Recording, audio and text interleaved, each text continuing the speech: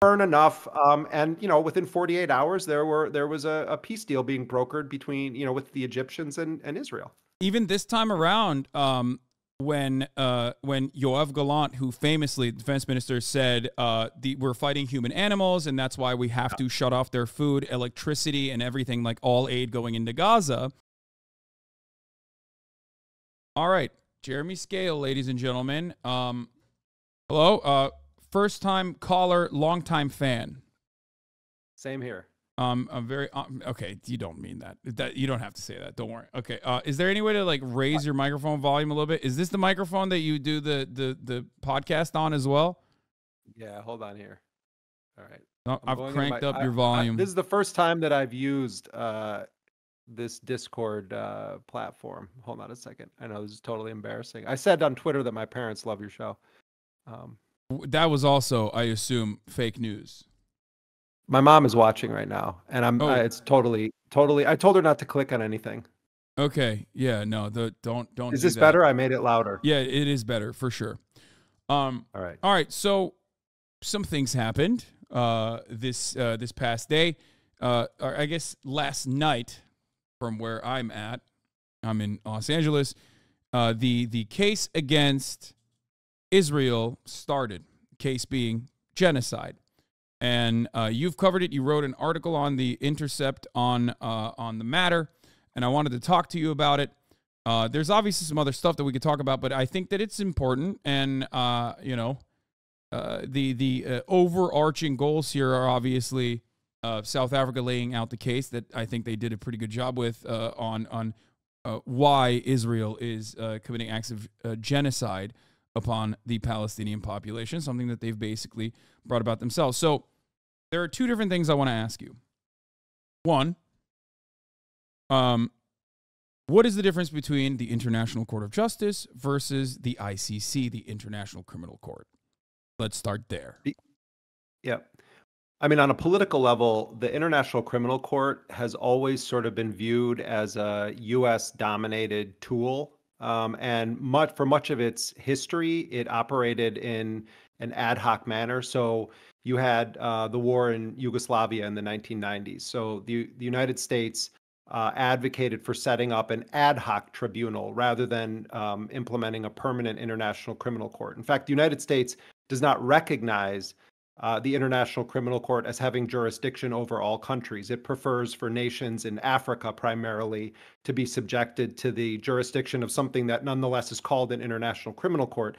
And in fact, both Democrats and Republicans alike throughout U.S. history have undermined the U.S. actually fully accepting that an international court would have jurisdiction over the United States. One wild thing that's totally true, but a lot of people don't know about it, is that in 2002, George Bush signed into law a piece of legislation that had widespread bipartisan support that came to be known as the Hague Invasion Act. Yeah. And what that law says, and it's still on the books, by the way. Yep. Interestingly, Joe Biden voted against it. But that law is still on the books. And what it says is that not only does the United States not recognize the International Criminal Court as having jurisdiction over the U.S. and its allies, but that if there is ever an attempt to prosecute any U.S. personnel or the personnel of any, or extradite or bring any sort of proceedings at the International Criminal Court against U.S. personnel, not just soldiers, any U.S. personnel, or personnel of allies of the United States, that the President of the United States is authorized to initiate an invasion of the Netherlands to liberate any U.S. personnel being prosecuted or charged with war crimes. They've had to come. They've had to come. So the ICC is overwhelmingly a court that is used by powerful nations to prosecute the Yugoslavias and the Rwandas of the world, and the vast majority of the cases that have been prosecuted there have been against involving African nations. When we talk about the International Court of Justice, this is the official world court that was set up by the United Nations in the aftermath of World War II. And the United States actually has been convicted at that court of terrorism. It was convicted in the early 1980s for the mining of the waters around Nicaragua when the United States was fueling the dirty wars in Central America. And the U.S. was actually convicted at the court. One tidbit of history, though, is that the president of the current tribunal that is hearing the genocide case that South Africa brought against Israel, the current judge in that case, who is the head of it, is an American judge named Joan Donoghue. So the Americans have the presidency of the court right now that is hearing a genocide case against its dear friend Israel. So Joan Donoghue, if people watched it today, you saw her. She was the one that was presiding over it. She was one of the lawyers for the United States when they were convicted of terrorism at the World Court for mining the harbors in Nicaragua, and she now is the president of that tribunal. Now, having said that, the International Court of Justice is widely viewed as a much more neutral force when it comes to international. Can I interject here real quickly and ask you a question? I don't want to. If I'm not mistaken, the Nicaragua court case also still had an American judge on it, obviously. Yeah. And the American judge actually ruled against the United States interests in that court case, as far as I remember. So, like, that is a unique situation. Yeah. I'm throwing that out there because, I think that certainly the United States would like to, assert its influence over any judgment there. But that's not always how American lawyers operate. Not every single American, even though this judge is close to Hillary Clinton, even though she was one of the lawyers defending the United States in its own case before the court, doesn't necessarily mean that she won't be fair. But what we do know is that the Biden administration has already preemptively said that this case is without merit, and has said that the charges of genocide are ludicrous and have no basis.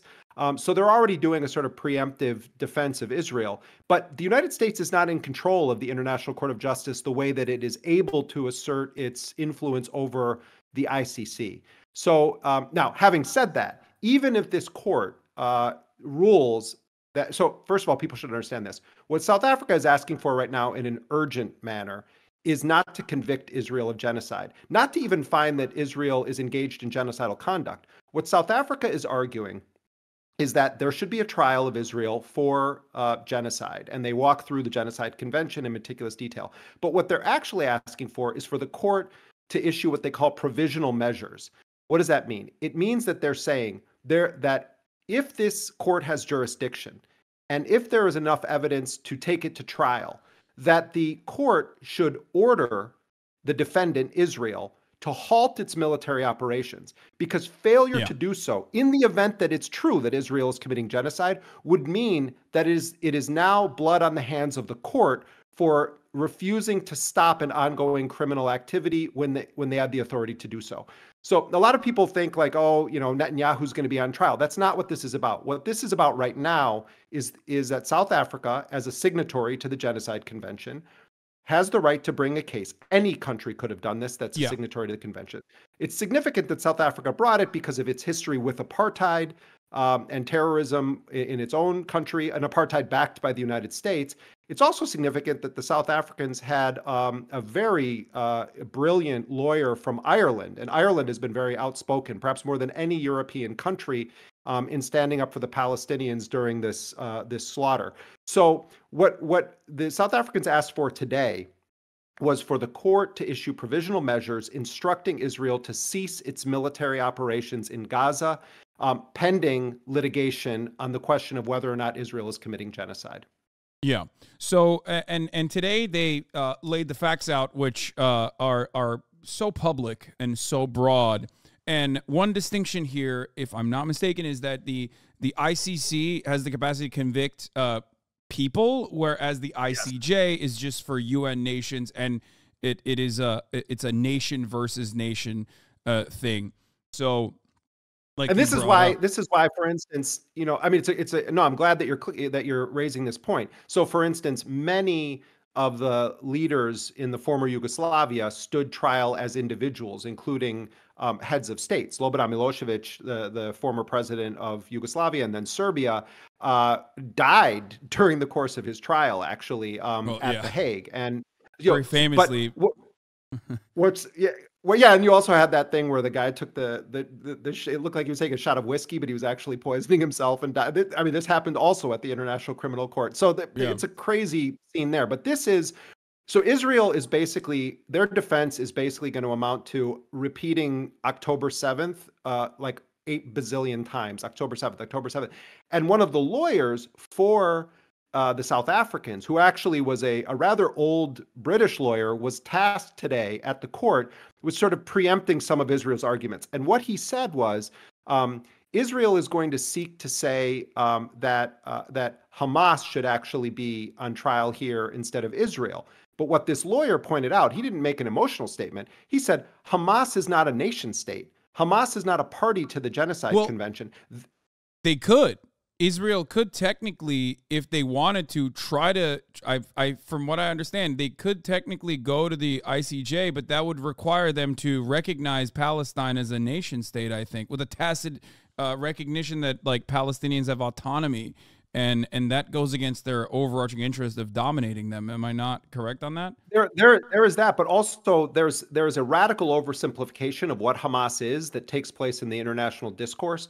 You have Hamas as a political entity, and then you have the military wing of Hamas. And I'm not trying to nitpick here, but facts actually matter. And Israel's entire narrative is that this is not a governing body; this is a terrorist actor.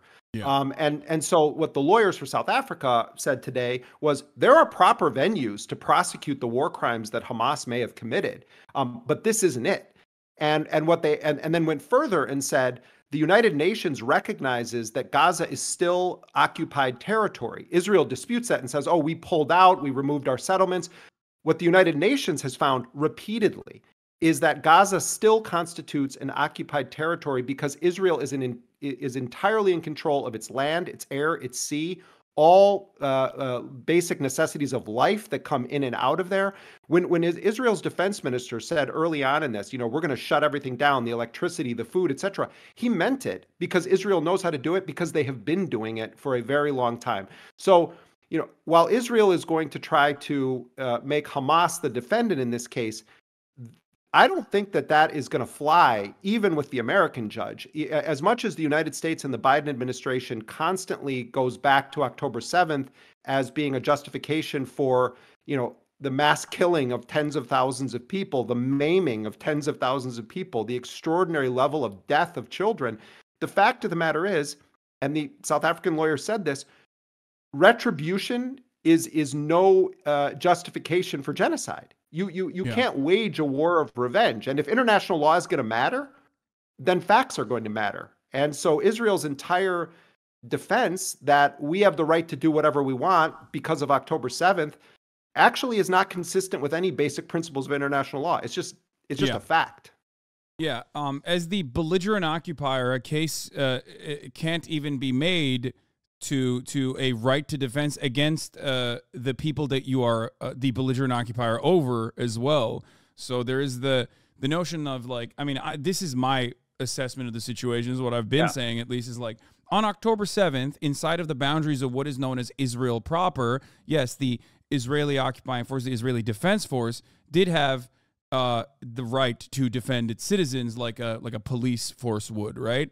Whereas everything beyond that, especially the Gaza operations, would constitute as something outside of the bounds of a right to defense that Israel does not have. It's as a belligerent occupier.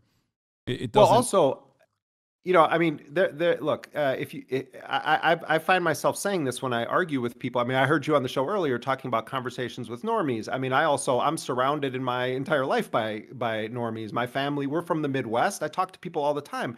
And the thing is, like, the way that this has been portrayed, the first narrative on this was that 1,400 civilians were killed. That was the first draft of history that was promoted by the Israelis about what happened on October 7th.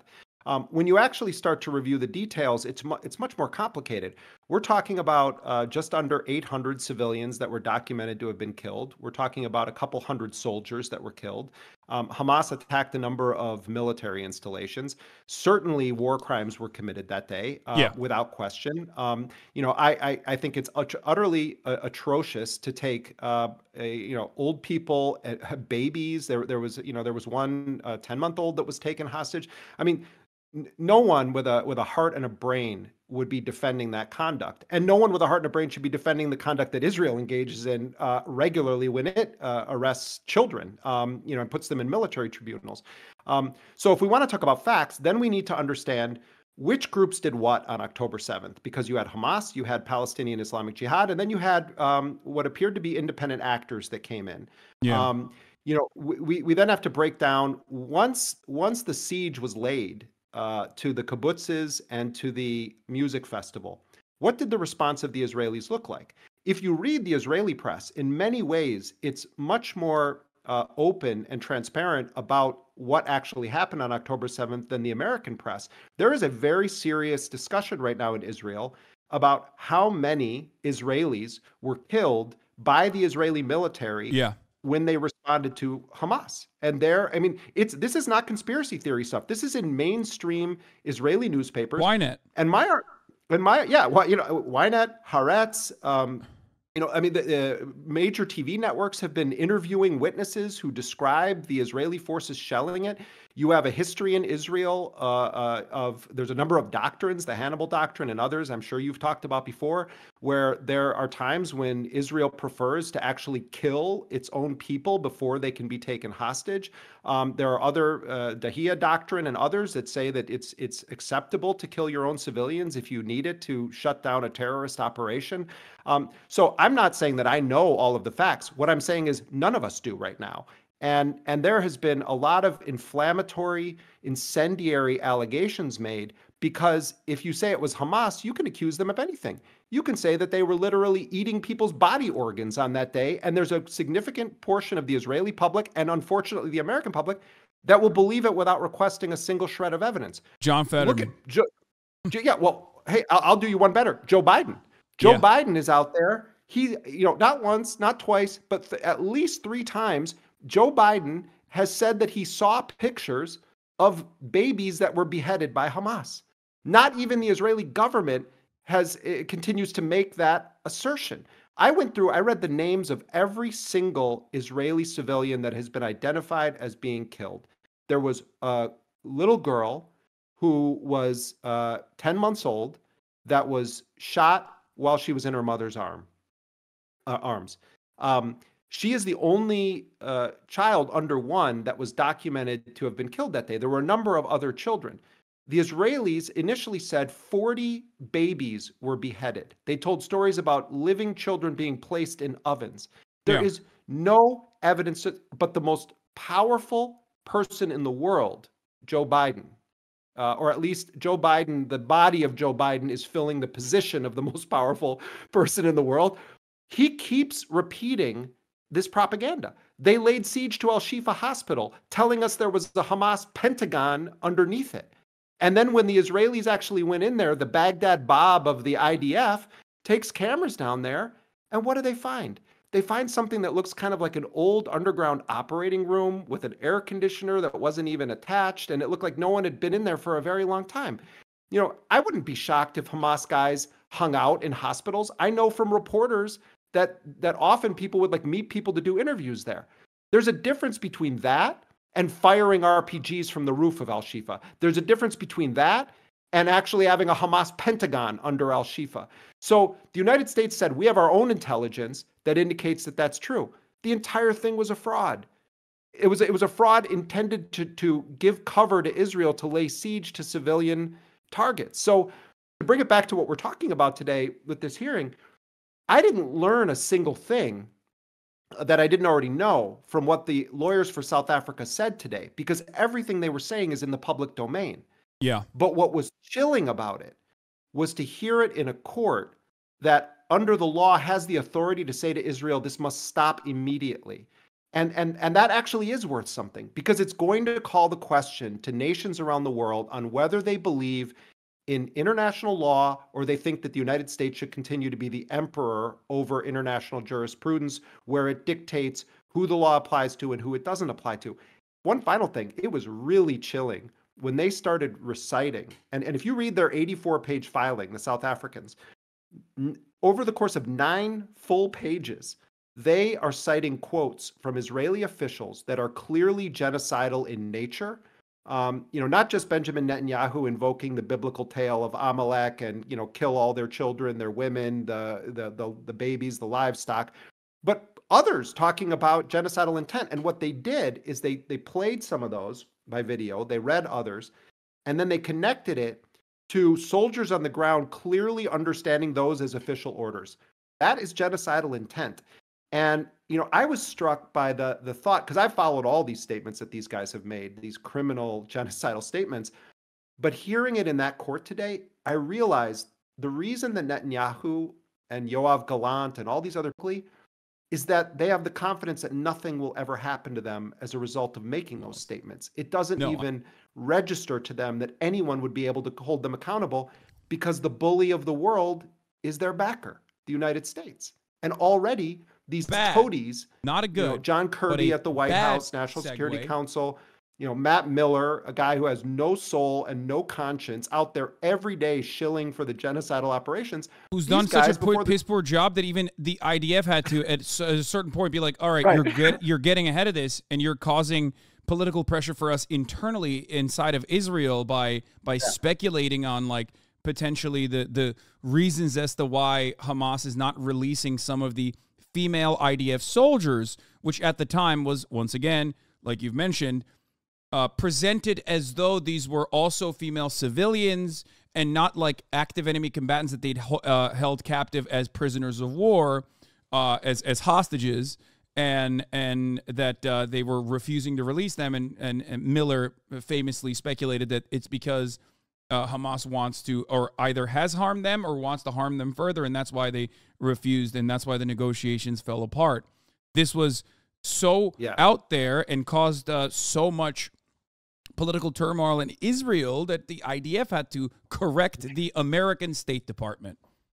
Yeah, I mean, it's totally true. I mean, when you have people like Benjamin Netanyahu saying, "Hey, tone it down a little bit," like that says something. It reminds me though, Hasan, of this story about Biden from which I think is one of the most revealing stories. I mean, first of all, people should understand Joe Biden's been in office longer than almost any American politician. 50 years, senator, vice president, president, and since 1973, he's been a totally committed Zionist. He calls himself, Israel's best Catholic friend.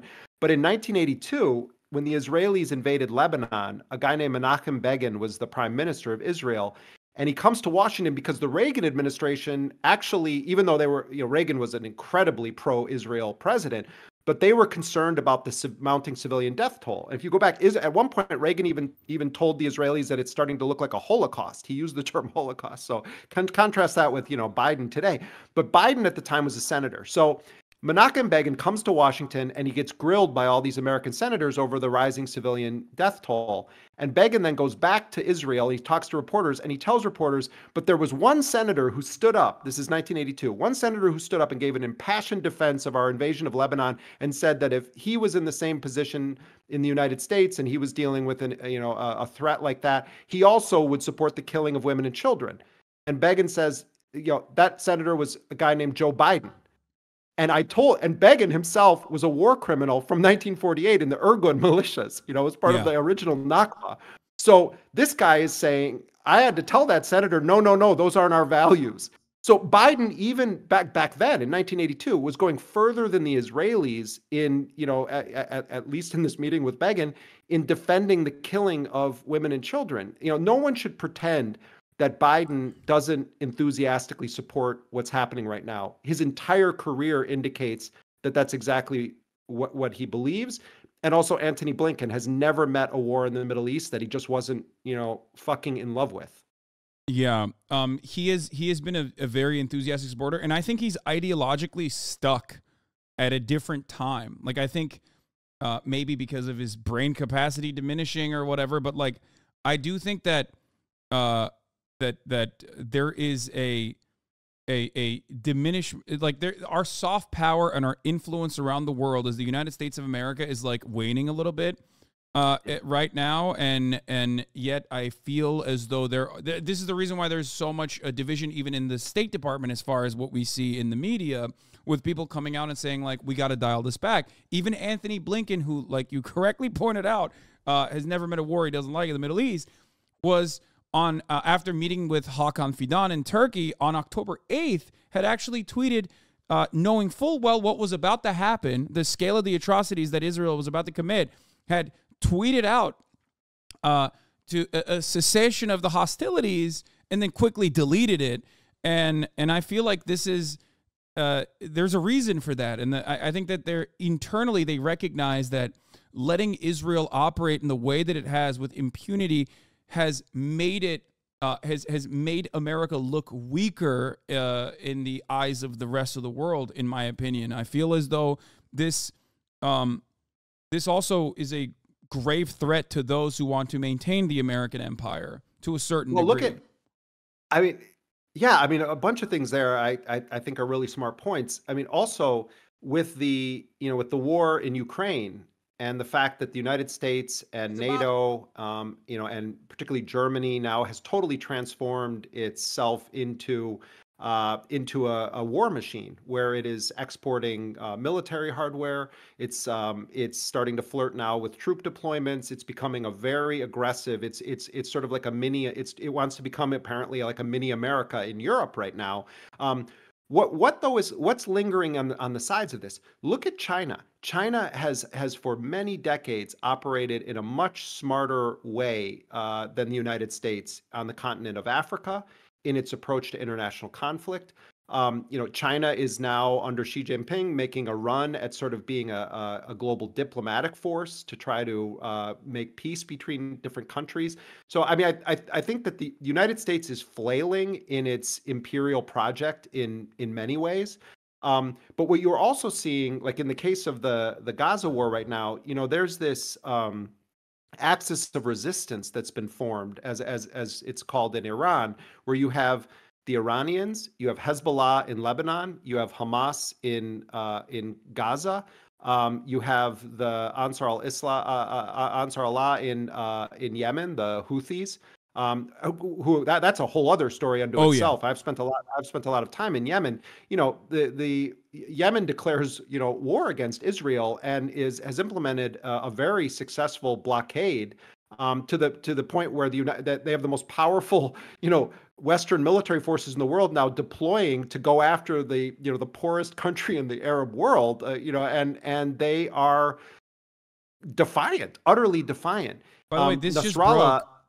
This just broke, actually. According to the political editor of the Times, Stephen Swinford, Britain is now expected to join the U.S. in carrying airstrikes on Houthi military positions in Yemen tonight. Rishi Sunak briefed cabinet on imminent military intervention this evening. Sir Keir Starmer, Labour leader, and Sir Lindsay Hoyle, the Commons Speaker, have also been briefed. So they are finally, I guess, even the British are finally getting involved in trying to combat this blockade, which I think is moral and just, by the way. That's my personal perspective on it. You don't have to agree with, like, Ansar Allah's political positions or whatever, but ultimately I do think that they're doing the right thing. I mean, look at, I asked really early on in this slaughter in Gaza that the Israelis are conducting. I talked to Rashid Khalidi, the one of the most important Palestinian intellectuals in the world, a professor at Columbia University, and I was asking him, about Arab nations and their position, just sort of watching this happen. And he said it's been many decades before any of them, since any of them have been willing to do anything. So for Yemen to do this is quite extraordinary. And in the eyes of many in the Arab street, they're utter heroes for what they're doing. Set aside, who the Houthis are or what's happened in Yemen, just the fact that everyone is watching this mass slaughter and saying, where are the Arab nation states? Why is no one confronting Israel? It actually matters. And look, what's happening in Lebanon is really concerning. The Israelis are intensifying their attacks. Hezbollah is also carried out a strike against a fairly significant Israeli military base. The Israelis have had to evacuate tens of thousands of their own citizens from the border with Lebanon. And let me tell you something. Hezbollah ain't Hamas. Interests, Hezbollah is a much more serious fighting force with much more sophisticated weaponry. I mean, Hamas largely is manufacturing its own weapons. I mean, obviously, it gets weapons smuggled in. There's no question about that. But Hamas is at a stage where Hezbollah was, 10 plus years ago, and so Hezbollah is also the only force in recent years to defeat Israel.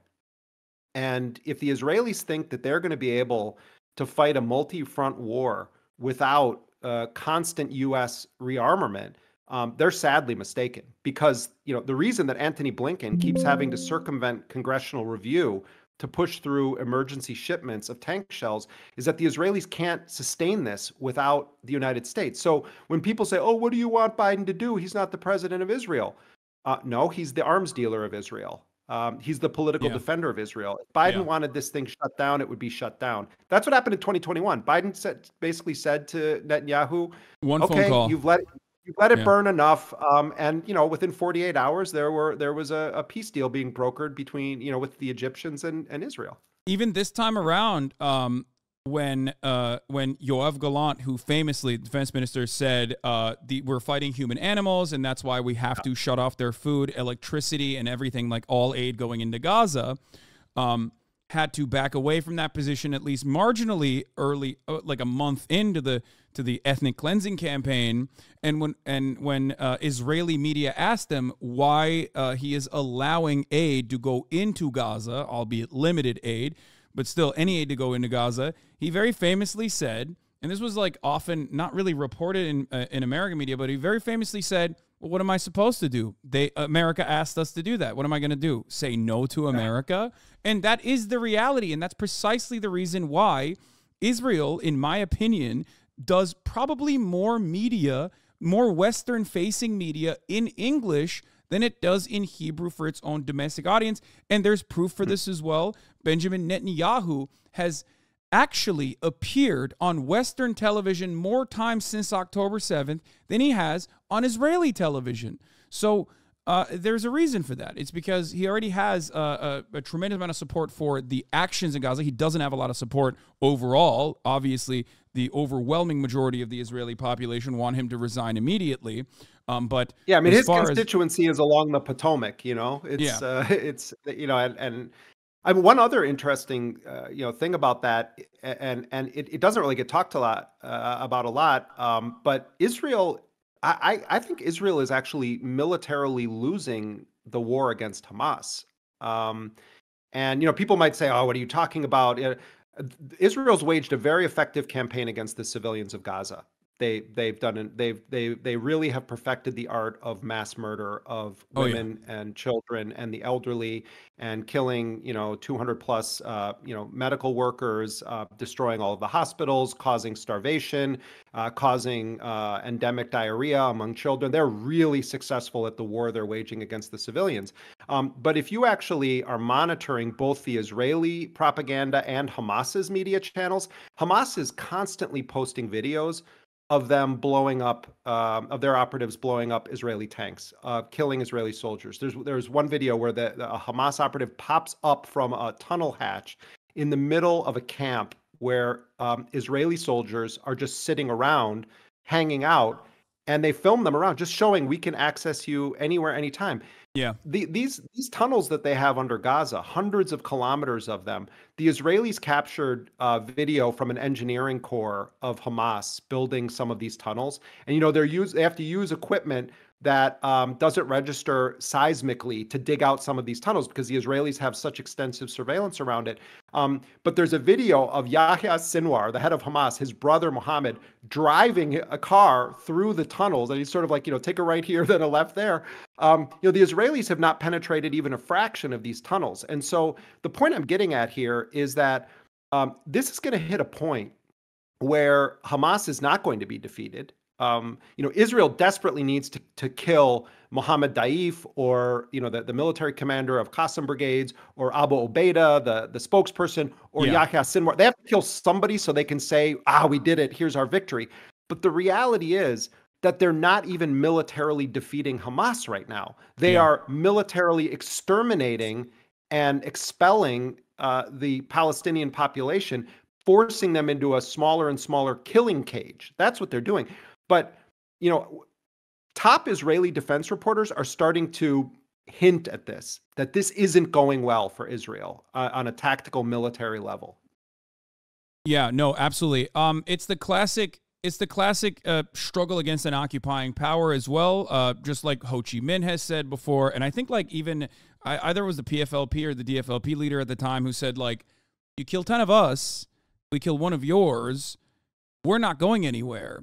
It's going to end when you get tired, right? And remember, that is the dynamic. And remember that people will say, oh, yeah, well, look what happened to ISIS, in Iraq. Hamas is not ISIS, you know, and Hamas, no one wants to really talk about this, but why does Hamas exist? I mean, part of the story has to do with, Netanyahu and other, extremists in Israel wanting Hamas to exist because they viewed it as the best way to prevent a Palestinian state. If you had people that were perceived as extremists or violent jihadists or, what have you. But the reason, the political reason why Hamas or Hezbollah or any of these groups exist is because of the occupation, is because of settler colonialism, is because of imperial agendas, is because of exterminating people from their lands. And the people of Gaza in particular, and I'm sure you remember this, Hasan, in 2018 and 2019, the Palestinians organized a massive nonviolent series of marches that spanned months. Every Friday, it was called the Great March of Return. And Israel responded with utter force to those nonviolent demonstrations. In fact, Israeli snipers, some of them who gave their actual name, have openly admitted in the Israeli media that they were keeping account of who could shoot the most kneecaps of Palestinian 42 protesters. in one day. One IDF sniper openly stated. So, the IDF itself took ownership over it. The IDF itself took ownership over it when they tweeted out and then quickly deleted, even though B'Tselem captured it for posterity, that they had accounted for every single bullet and where it had landed. Tens of thousands of people were intentionally maimed, wounded by Israeli sniper rifles. I mean, pregnant women were killed. So when that is the response to a nonviolent demonstration, which presumably is what the world is telling the Palestinians, that's the proper way to resist Israel, is nonviolently. You don't do things like raid a military base or kidnap a soldier or take a soldier prisoner. Those things are unacceptable, but nonviolent protest, that's acceptable. Well, actually, it's not acceptable because then you get shot in the kneecap or you have pregnant women getting shot. So when that is the message, what means do the Palestinians have of resistance? Why is it that Hamas now, the armed resistance in Gaza right now, is incredibly popular among Palestinians? Why is that? Is it because everyone loves Hamas? No, it's because a child is Hamas, a journalist is Hamas, the hospital is Hamas, everyone in Gaza is Hamas. There are no children, there are no civilians. The UN is Hamas. The UN Secretary General is Hamas. Ireland is Hamas, Spain is Hamas, South Africa is Hamas, Belgium is Hamas. When everyone becomes Hamas, when you shoot and murder nonviolent protesters, when you intentionally kneecap them with sniper bullets, of course the only means available to the people is armed resistance. Yeah. It's also what happened with the Irish. It's what happened in South Africa. It's what happened in revolutionary struggles all over the world. And I'll say one last thing on this. No one should believe a single word that ever comes out of the mouth of Israeli government spokespeople unless there's 3 or 4 independent sources showing that it's true, because they have lied about everything. And, it's not that I say, give Hamas the benefit of any doubt. It's that you don't give Israel the benefit of any doubt. Israel lies repeatedly, and it's documentable through this entire, we can talk about the last 3 months, but you can also talk about decades. They're lying about everything constantly. So their word should not be worth a penny when it comes to a statement of the facts on the ground in Gaza. Nothing. Yeah. And Western media absolutely is complicit because they have basically a standing IDF spokesperson early on since October 8th to immediately contextualize the violence that the Israeli forces are subjecting the Palestinian people to in their ethnic cleansing campaign. And even and beyond that, whenever Israel will come out as a state actor and openly lie and even deliver inconsistent, sometimes incoherent evidence, false evidence as to, whether they were the ones who struck the Al Ahli hospital or the Al Shifa hospital, and how Israel never would strike a hospital. Immediately, the media jumps on that and actually changes, in my opinion, the way they have covered the atrocities. Two things I wanted to point to here. One is an analysis that I saw. Hold on, let me see if I can pull this up really quickly. One is an analysis that I saw about the way that the atrocities have been covered in Western media and how. Oops, that's not. I'm at my bookmarks. Oh, you're talking. This was a piece that The Intercept did. That it was Adam Johnson. You're talking about the analysis of American newspapers and how they cover Palestinian deaths versus Israeli deaths. Yeah, exactly. The Intercept coverage, yes. The disproportionate coverage, mentions of Palestinian deaths declined. Here it is. New study shows that the New York Times, Washington Post, and LA Times is systematic bias. For every 2 Palestinian deaths, Palestinians are mentioned once. For every Israeli death, Israelis are mentioned 8 times, or at a rate of 16 times more per death than of Palestinians. Yeah. I mean, and look, we also did a story recently, my colleague Dan Boguslaw, showing that, CNN, any report that is done by CNN, including reports that are done in the United States that deal in any way with Israel, have to be run through the Jerusalem bureau of CNN, which is subject to the Israeli censors' oversight. And I mean, I remember a story that like the late Alex Coburn did, back in 1999 about CNN having interns from the Pentagon in their newsroom during the bombing of Serbia. There's a long tradition of news outlets subjecting themselves without full disclosure to censorship and monitoring by government entities. And there's a crossbreeding between, a revolving door. It's not just lobbyists and politicians. Also in media, you have people hopping from government positions back to media and back and forth. And, some news outlets also are working with people who are just fresh out of their jobs being propagandists for the Israeli government. So, I mean, look, the Palestinians are being systematically killed off in Gaza right now. There's plans to try to force them into the Sinai Peninsula, a long kind of colonialist, dream. News organizations are doing what they always do, which is that they give every lie that Israel floats gets sort of a pass, and every single claim of a Palestinian death has to be like quadruple proven. Look at the president of the United States says, I don't have any faith in those death numbers. Actually, to be quite blunt here, the Hamas Ministry of Health death numbers are almost certainly conservative because of the formula that they use, where it has to be someone that's come through the hospital system or the morgue system in some way. There are other estimates when you take into account missing people and under the rubbles that are far higher.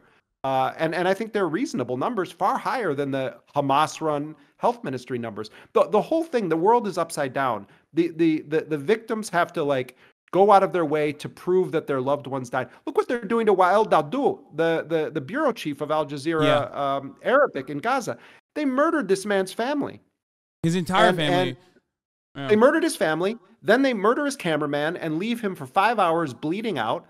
And then last week they then murder his oldest son, who was a reporter. And then the Israelis say, after Anthony Blinken made the big mistake of answering a question and expressing some sorrow for Wael Dahdouh's suffering, that his entire family has been systematically murdered by Blinken's friends in Israel.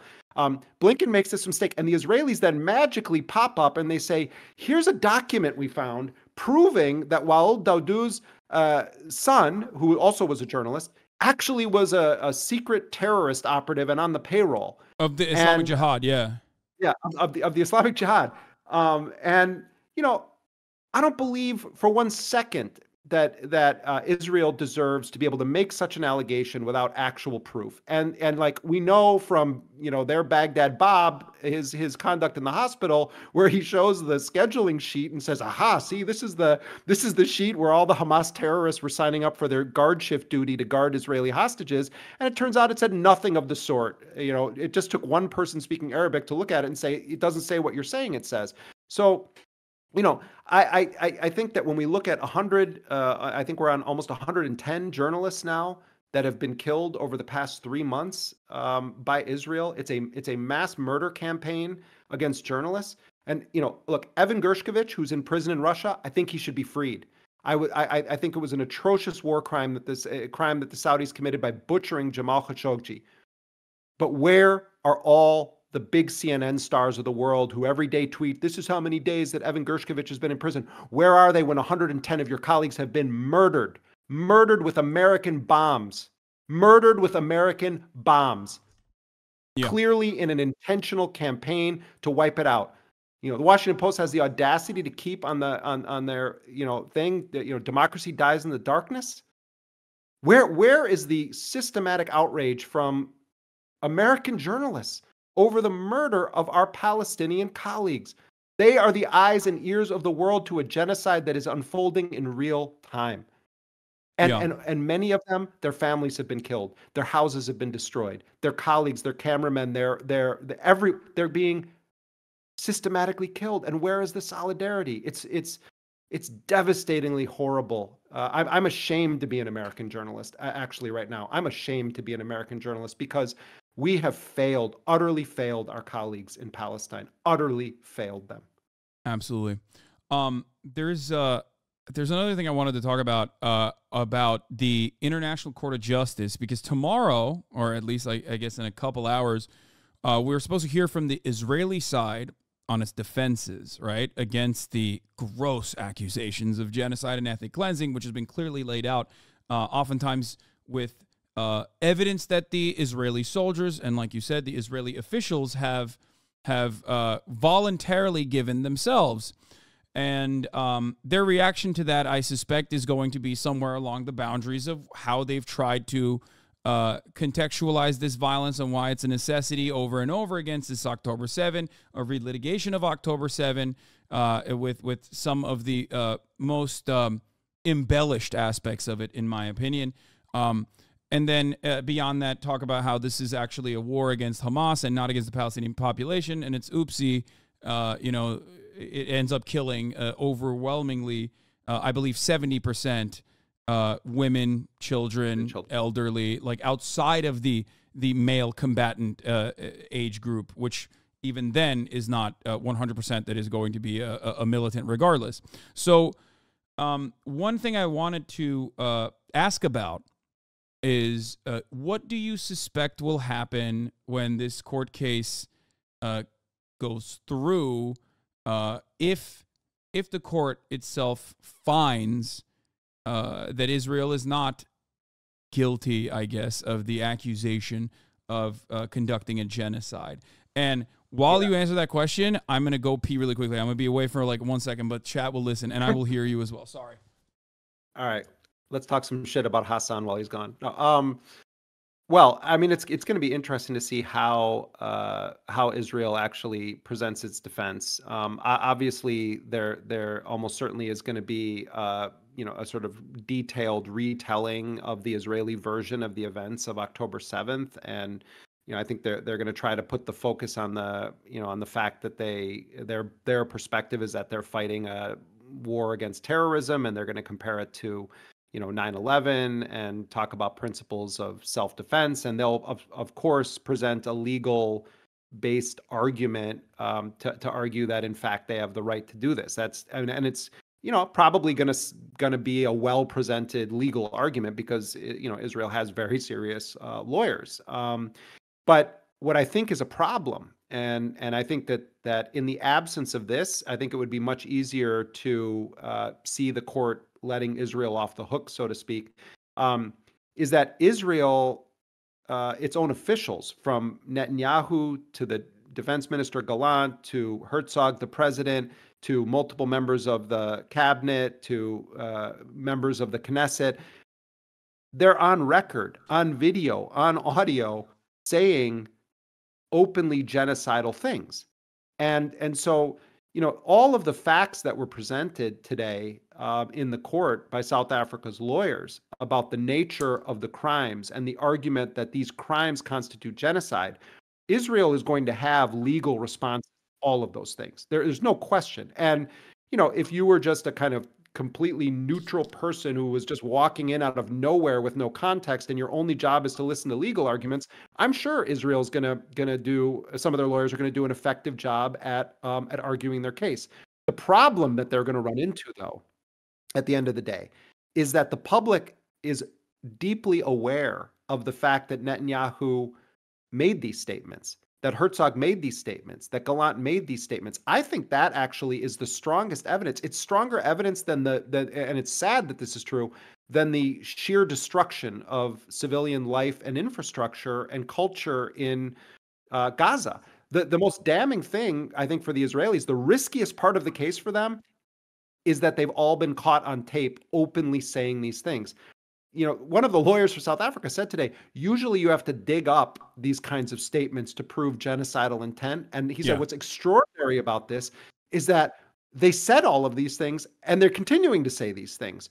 So, and even if you read the Israeli press, there have been several columns in the Israeli press saying that this is the thing Israel is concerned about with this case, is that, you don't need Chris Hansen to come into the room and be like, here, let's play the tape. I mean, it's like they're saying it on an ongoing basis. There was no need to secretly record anybody saying anything. They were giving speeches laying out everything they were going to do.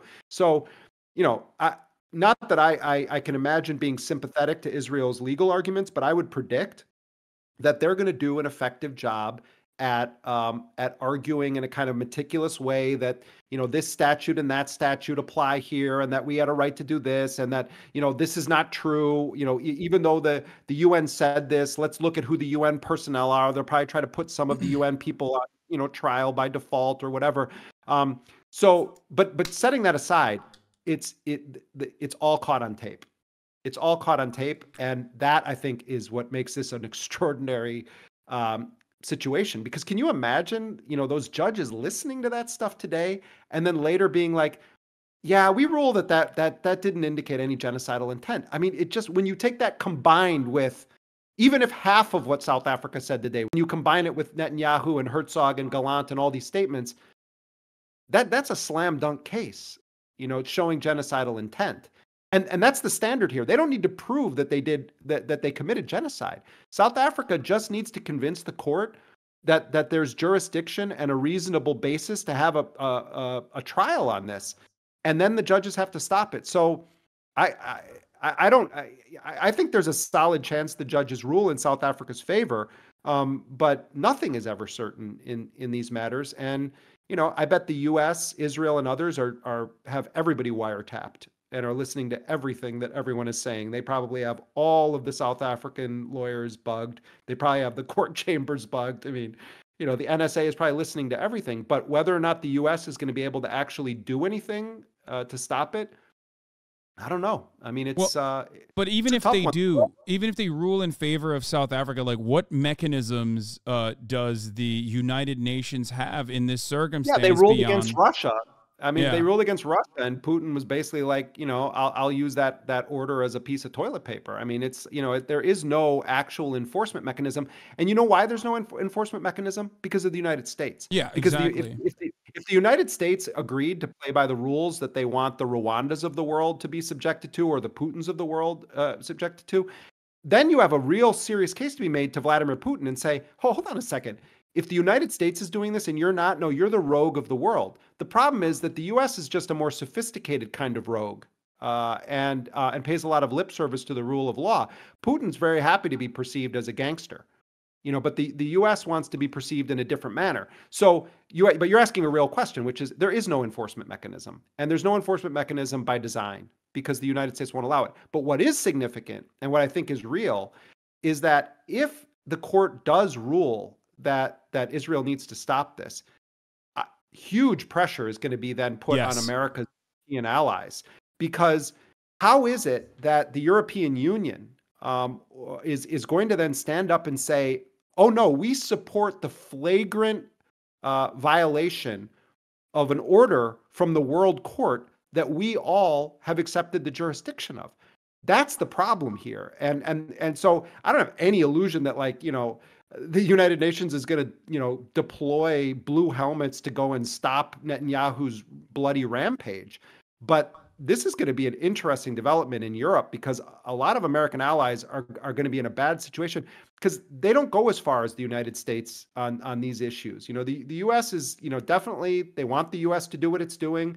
They like that the U.S. is taking the hit for vetoing all this shit. But at the end of the day, they have to deal with their own public. And, the general public in many European countries, they're getting increasingly fed up with this stuff. They're also sick of the war in Ukraine. They're sick of their energy prices rising. I mean, there's lots of factors. You have fascist parties increasing in popularity in Germany and elsewhere. I mean, there's a powder keg that exists right now in Europe. And so the timing of this is quite interesting. So bottom line is, no chance it would be enforced.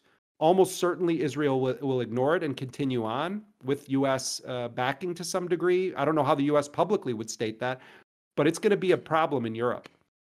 Yeah. Then there is the other side, but you're absolutely correct. I think also that the worst aspect of this for instruments of power in the Western world will be the civilian pressure, like their civil society getting more of a go-ahead to like openly state, no, this is like an international court of justice ruling. This is genocidal unconditionally. It's not dissimilar to what happened after Amnesty International. Doing more Nicorette here. Oh, same. I'm a big Nicorette guy myself, but I alternate between. I don't like any of the flavors. I alternate between like the mint and then the non-flavor one. Oh my God, that's what I do as well. I have the regular bubble gum here and then the mint one here. Yeah, the coated one. I got these ones. I have the European kind though. It's not as good as the American stuff. Probably this is the good stuff. This is Nicorette. It's like 4 milligram and 2 milligram. I just dropped down to 2 milligram. Oh, nice. I mean, it's very effective if you're looking to stop smoking. I've been chewing it for years, but I stopped smoking years ago, but I still chew. I know. I've narrowed my vice down. I'm on no pharmaceuticals except an allergy medication, and I just am on the nicotine. I don't drink alcohol anymore. Same. I can't live without my nicotine. Same. All right. Anyway, we were talking about something serious. I didn't mean to do a commercial. No, it's fine. I'm in the same boat. But the thing I was going to say is, beyond the pressure, we were talking about civil society and civil society and the pressure that will mount towards like the unconditional support afforded to Israel, making like a less popular position. It kind of cuts through that, and we saw a version of this in Amnesty International and other NGOs like human rights groups that normally do, in my opinion, oftentimes operate alongside the American State Department's interests, usually against America's foreign adversaries, more often than not. This was one of those instances when in 2021, when they all collectively openly admitted something that many people have known for quite a long time, that Israel was an apartheid state, that often, in my opinion, that was a part of the sea change, a part of the attitude shift, because it gave the permission to many, I guess, like squishy liberals even, to openly state things as they are, that Israel is undeniably an apartheid state. And I think that the ICJ decision, if it favors the South African position, will play a similar role. And slowly but surely it will chip away at the marginally chip away at the dominance that Israel has on Western media and our interests. But, earlier in your show, before I came on, I was watching, and, you made reference to sort of people that are on your feed sort of being more tapped in to things. And I'm sure that that's totally true. And this is true in general of a lot of, the generation of people that are coming into adulthood right now. It's really interesting to look at how people get their information, and they're not held captive to just corporate media or, major media or media that, most quote unquote grown-ups have even heard of. And on this issue, you can stop a random young person, in the cities of many countries around the world and start talking to them about Palestine or Israel, and they're going to know a bunch about it. And what I think is really interesting is that this trick of the Israeli government of trying to force the world to believe that criticism of the Israeli government is criticism of Judaism or criticism of Jews or is anti-Semitism, that's done. That era's finished. That doesn't work anymore. Yeah. And this is a recent thing. It does not work anymore. And I mean, I'm getting called an anti-Semite every day by these people, by these wackadoodles who are trying to convince the world that Israel somehow means Judaism. I talk to my friends who are Jewish all the time, and everybody is like saying like these people do not represent us. But this is new. This is new that is piercing into the mainstream. This is the point I'm getting at. I think there's been a paradigm shattered here, and I think that people whose brains have not been poisoned by Hasbara and the sort of propaganda industry from Israel and in the United States, where it's drilled into your head too in American politics that you must support Israel. It's shifting. And in Germany, I'm in Germany right now. In Germany, they have these speech laws on anti-Semitism, and they're arresting people. Hundreds upon hundreds of people have been arrested on anti-Semitic speech laws for simply protesting against Israel's genocidal campaign in Gaza, including an elderly Jewish Israeli woman arrested twice in a 5-day period in Berlin. They're talking about trying to make a law that says if you want to become a naturalized citizen, Germany has a huge Turkish population, an increasingly large Arab population. They're trying to make a law that says as a condition for naturalization that you have to sign a form recognizing the right of the state of Israel to exist. It's like a BDS law that they have in like Texas. If you want to get like contracts with the government, or if you want to be a public school teacher, you have to be like, I will never criticize Israel. I promise never to be the Sharia law. But the point I'm getting at, though, is that so much of that propaganda that's been so effective at policing the American public on these issues, it's blowing up. And I also think that the world is actually quite horrified that Joe Biden, who saved the world from Donald Trump and could have had a nice 4 years of Grandpa Joe in power, has revealed himself, like those of us that followed his career knew this, but has revealed himself now to the world to be an enthusiastic supporter of the annihilation of one of the most victimized groups of people on the planet, whose concentration camp has now been transformed into a killing cage, subjected to regular bombardment by American bombs. I think we're entering a different world right now, and it is going to be a shit show in the American election in 2024 because I think there is a difference between Biden and Trump. I think it's possible that Trump would have actually been doing U.S. drone strikes in Gaza. I've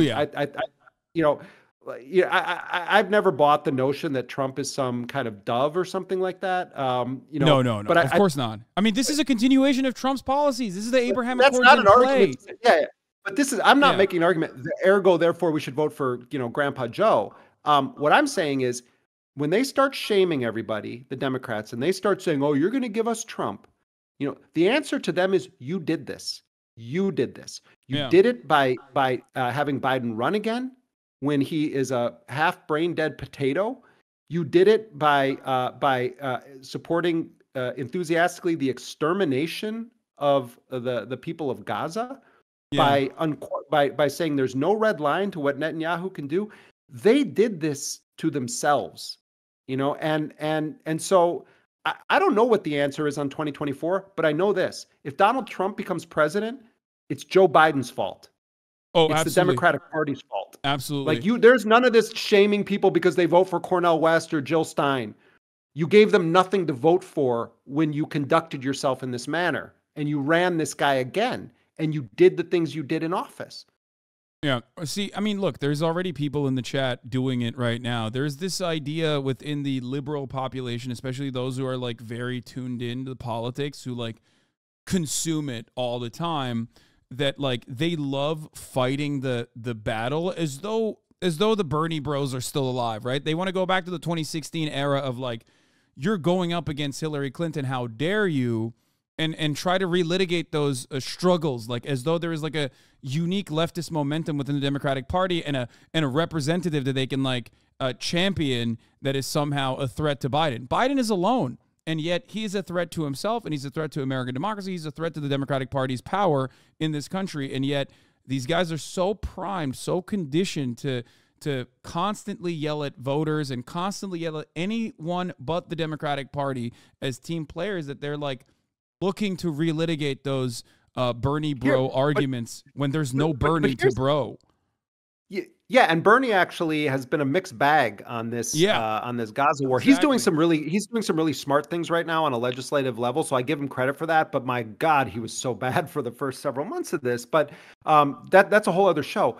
But the thing is, my question for anybody who is going to start vote shaming people, I want to see the receipts. I want to see how every single day you were calling the White House, telling Biden to stop supporting this genocidal slaughter in Gaza. I want to see your receipts. I want to see that you just spent endless hours working those phones, knocking on those doors, calling your precinct captains, doing everything you could to stop this stuff. I want to see the receipts that showed that you said Biden shouldn't run again because nobody actually wants him to run again. If you can't produce those receipts, I don't want to even talk to you about the 2024 election. I will talk to someone. If someone is saying, oh no, I passionately did it, I did all this stuff, but I'm scared of Trump for X, Y, and Z reason, and I'm totally with you, I agree with, okay, I'll talk to you about that because you sound like a really fundamentally good person. But if you're just some nitwit who every 4 years wants to vote shame people because they have an actual conscience, get out of here. I mean, you're not a serious person. You're a cog in a machine. It's funny because that's a very common joke I also make. I ask people to show receipts or pay stubs from the DNC because it's like, you shouldn't be doing this for free. You shouldn't be coming in here and defending the Democratic Party's like malpractice, Democratic Party's negligence for free. At least some people get paid to do it. You know what I mean? Like, why are you LARPing as a DC consultant and you don't even have a badge? You don't even have a shiny lanyard to show for it.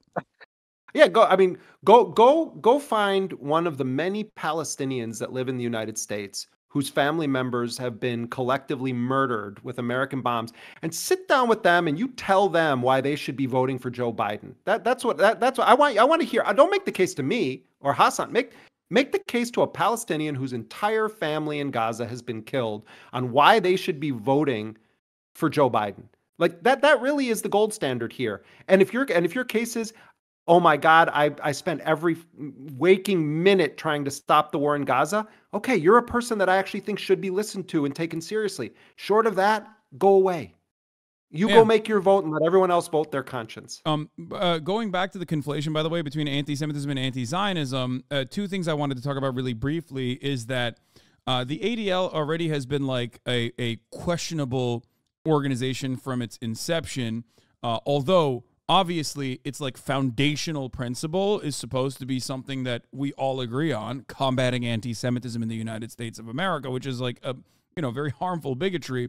And yet through their I guess historical collaboration with the apartheid South African government, spying on labor leaders and Jewish Americans who are anti-apartheid at the time in the 80s, like anti-apartheid activists who are Jewish themselves. And now the continuation under Jonah Greenblatt's his leadership, the ADL has openly, for the first time ever, revealed that its anti-Semitism trackers, those numbers actually factor in pro-Palestinian protests. Approximately a third of all of the anti-Semitic incidents logged since October 7th by the ADL are directly just simply pro-Palestinian protests, oftentimes led by Jewish groups. It's the organization that is incredibly important as far as like what it's supposed to do, which is combat anti-Semitism, track anti-Semitism, has completely faltered from the origination or from the original message. And there, like I said, it's been marred already. Its reputation has been tarnished in the past as well. However, now it's like it's at a time when anti-Semitism is rising, because it's oftentimes, as it oftentimes does, when Israel does conduct these acts of genocide, and then people do look at that and go, okay, well, this the responsibility of all Jews, which is inherently anti-Semitic to think. You see that you have like Alan Dershowitz. He's been running around and he's saying, "Oh, Jewish Voices for Peace doesn't actually have any real Jews in it, and they're just using them as props, and it's basically a front for a terror support group." Yeah, I don't mean to open the Dershowitz can of worms. I was just popped into my head because I saw a clip of him the other day. Yeah, I think he was supposed to be one of the lawyers representing Israel. Yeah, I'm so sad that ICJ, and then I'm so sad that the Jeffrey Epstein stuff took away from that. Well, and I mean the questions about Epstein's connections to Mossad and and other intelligence agencies, I think is actually a very legitimate course of inquiry. Oh yeah. It's really interesting the way that the shattering of the kind of media monopolies has opened the gates and it's an interesting media landscape right now. Very depressing in many ways, but also quite interesting. On the ADL issue, though, I mean, I think that what Netanyahu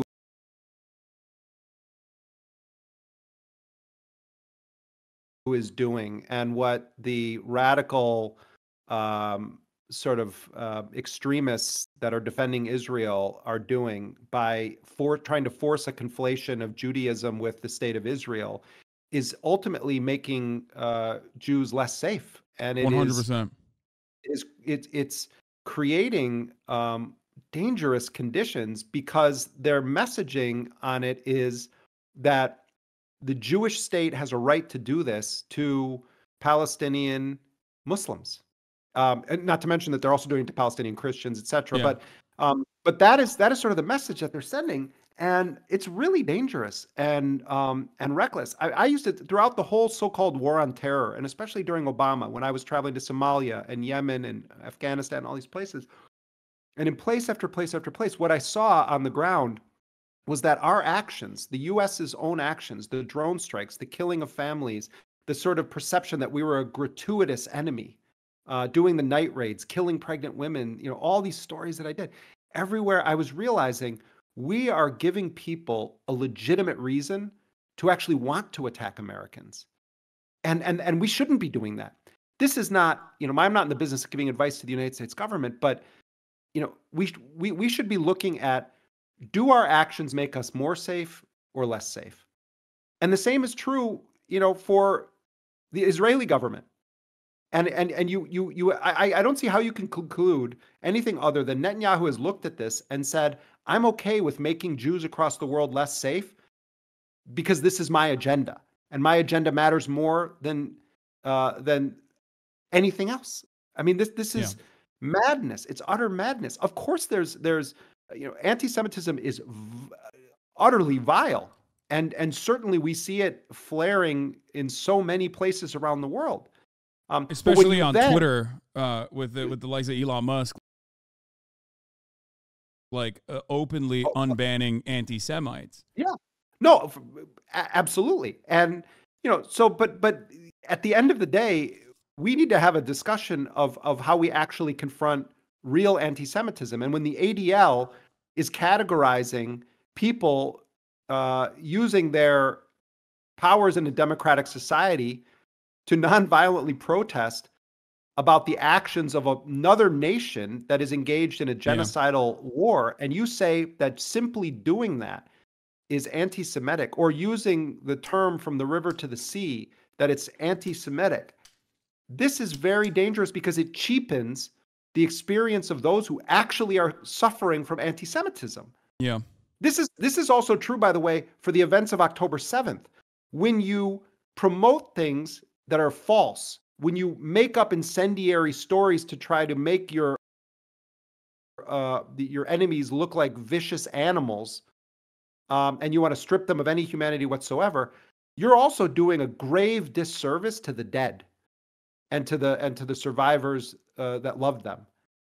Because what you're doing is you're not allowing actual justice to be served. You're not allowing the actual facts to be known.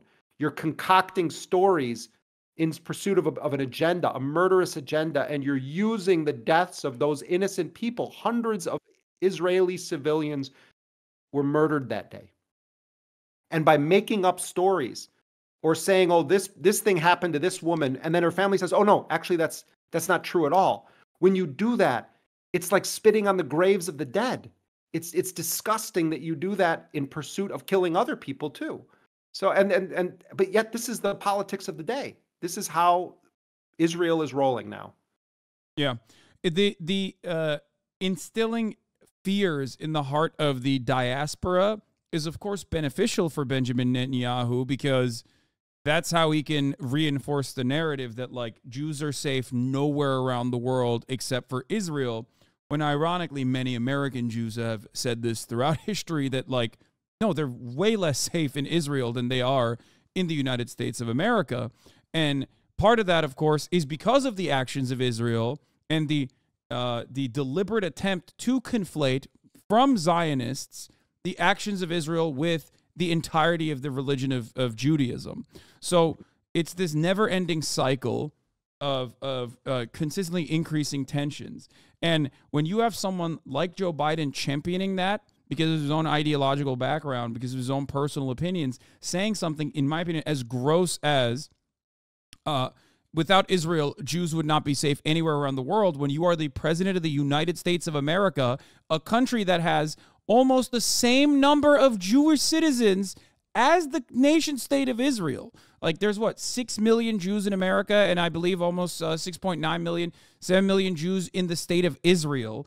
And then the president of, like, the largest Jewish diaspora on the planet is saying such an insane statement. I mean, it's gross. It's ridiculous. Yeah. You're saying it's an abdication of your responsibility to American citizens.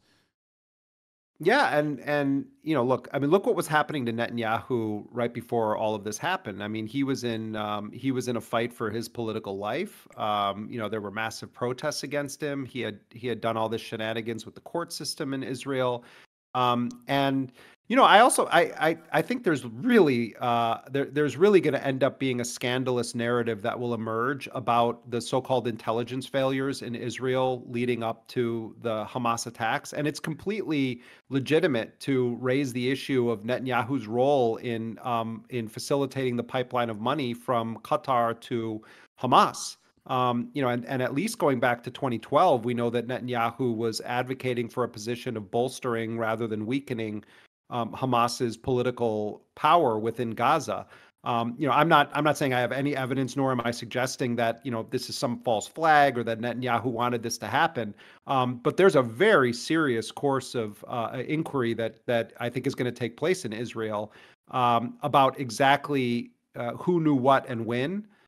Also in the way that the Israeli forces were slow to respond to some of the attacks led by Hamas and Palestinian Islamic Jihad. And then, as I said at the beginning, the public in Israel has a right to know how many Israelis were killed that day by their own forces. How many of the people that were burned were killed as a result of Israeli munitions fired?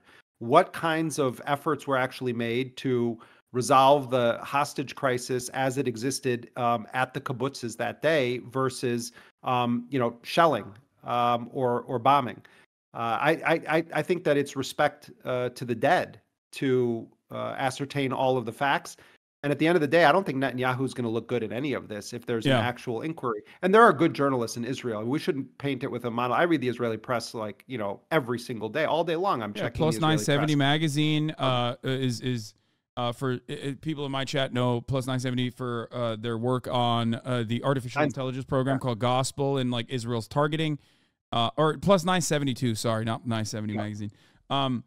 They're great. Obviously, like even in Haaretz, you have Gideon Levi and many others. But also, Haaretz's defense correspondence. I mean, it's sort of like when you're reading the New York Times. The New York Times does have some really good journalists. Yeah. There's no question about it. I know some of them. I've been with them. I mean, there are really good, and the same is true of Washington Post and Wall Street Journal. But you have to really study how to read these papers. You have to learn what happens when the stories get edited. And once you put on the right kind of glasses to read the New York Times, you read it in a different way, and you can actually learn a lot. You can understand a lot about the nature of power. You can understand when you're being fed BS versus something that actually is real information. You get to know which journalists are reliable and clearly are fighting a battle internally to get their stuff printed. The same is true of Haaretz and other Israeli media outlets. once you understand sort of the rules that they're operating under, it's really enriching to read those publications, because often you're getting a sense of what's happening at the highest levels of power, and that's something that people like you and I don't have access to. So I actually think that, we all have to learn to be students of these media outlets, whether we like it or not, because they're conduits for the views of the powerful. And you have to understand how the powerful think and operate. It's why everyone should read the financial press. You have Yeah. to understand how these people operate, what their priorities are, what the rules of the game are that they're playing, um, because without it, you're missing an entire piece of the puzzle that's going to make your understanding flawed. Yeah, you're describing media literacy that I go through every single day, because people come in here and ask me like, well, what do we do? Like, you say the New York Times is biased, and I always try to tell people, like, just like any state outlet, right? Any state media, there are biases within the New York Times, even if it's not a state-owned operation. So, for example, when it comes to foreign policy, or when it comes to whichever journalist is conducting is writing the pieces. Like, for example, I forget who wrote it, but like there was an editorial opinion piece in the New York Times about going back into Afghanistan, and everybody got really mad about it. And actually, the point being made by the person writing the article was entirely at odds with the actual title of the article, which was written in a very incendiary way. That's one thing that most people don't know. In the editorial side of things, in the New York Times, you're going to have access to a variety of different opinions, but the headlines are being written by editors, and they have a very different interest than the person writing the editorial piece. So that's something. I mean, I had a terrible thing happen once when I was at the Nation magazine, where I wrote like this really serious investigative piece. This was back in the days of Blackwater Mercenaries. And it was supposed to be on the cover, and it was about like these four guys that had gotten killed, and I had worked with their families, and they were like, it was a really important article I had done for them. And then the Nation, it was supposed to be the cover, and then the Nation at the last minute puts Alfred E. Newman sitting on the toilet looking like George W. Bush on the cover of the Nation magazine. Oh, God. And it was like I hit the roof. Well, no, because it was like I wanted to send this to the families because it meant a lot to them. And anyway, the point just being, all kinds of stuff happens in editorial processes, and you really, if you're a serious person, you have to learn how to read the paper. And it doesn't just mean comprehend the words. It means you have to study the politics of the paper, look for patterns, because it actually is worthwhile. I've never been a fan of like, don't read the New York Times. And I almost can't watch CNN anymore. I mean, I try to sometimes, but I will always read the establishment newspapers, because I mean, if you don't do that, this is a very serious error on people's part. You have to understand how the powerful think, and that's where they do their talking. This is actually what I wanted to point to. Oh, that now I remember. So one thing that you brought up about like a variety of different outlets and like an access to what's going on the ground with like social media, TikTok in particular, both on the Israeli side of them, like very openly, IDF very openly documenting the atrocious things that they're doing, but also on Telegram with like, posts coming directly from the Al-Qassam brigades, and also from Palestinians on the ground who are showcasing like the atrocities that they're subjected to. This has been phenomenal in breaking through the otherwise dominant narrative, and that's why you see a massive difference in age demographics in the way that they perceive Israel's actions to be permissible or not. People that have incorporated social media into their media diets actually do have a very different opinion than those who do not get that as a primary source. However, there's also the negative side of that too, because I feel like that's how you arrive at a lot of charlatans as well. People who take advantage of that. Sure. People who take advantage of the lack of trust in mainstream media, because like you and I both understand how important it is to still read the New York Times and to still recognize that there's like good journalism also happening at these mainstream outlets every now and then. Or even if it's a biased piece, there's still, I guess, like some semblance of the truth that you see within that.